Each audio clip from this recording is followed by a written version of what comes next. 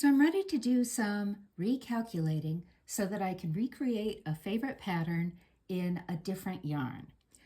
The pattern I'm using is called the Sock It To Me Cardigan, designed by Lois Weaver of zozofiberarts.com. She designed it for a rigid heddle loom using sock yarn, which comes in at 14 reps per inch, generally speaking. She set it at 12 ends per inch, and when she actually did the weaving, she beat at 12 picks per inch. 13-inch width and reed, and her original pattern called for 156 warp ends. So the first thing I have to do is recalculate these numbers based on my own sample. Sorry about those shadows there.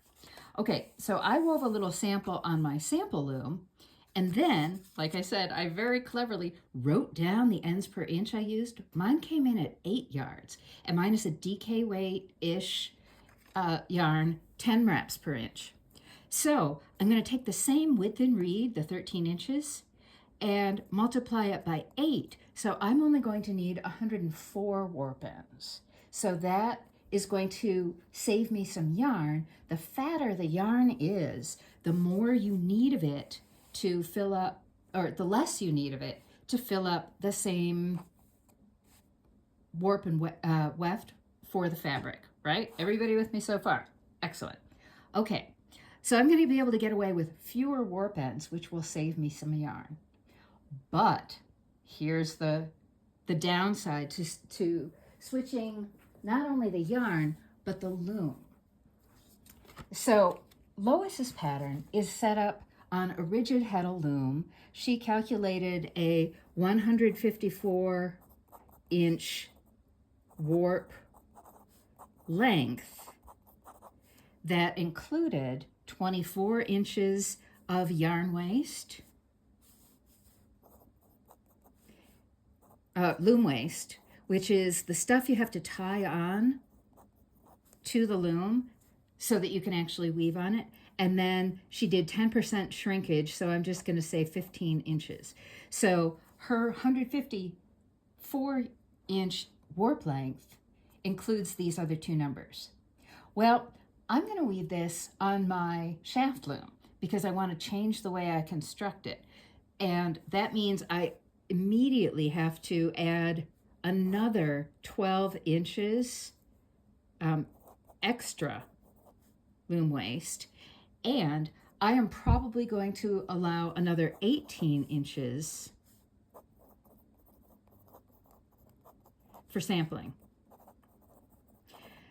So that means I'm adding another 30 inches to 154-inch warp length. And I'm pretty sure I can do this math in my head. So my recalculated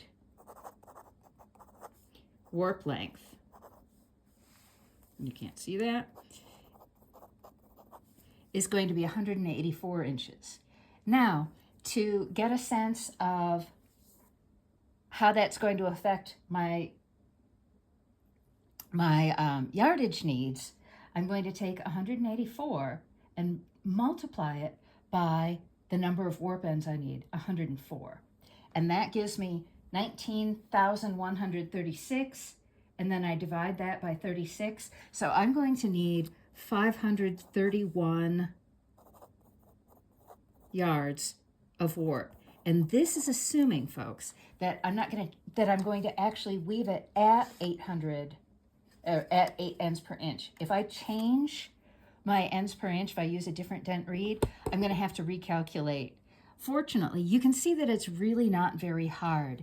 And in fact, Lois's version called for 667 yards of warp. So I'm still coming out ahead at 531 yards.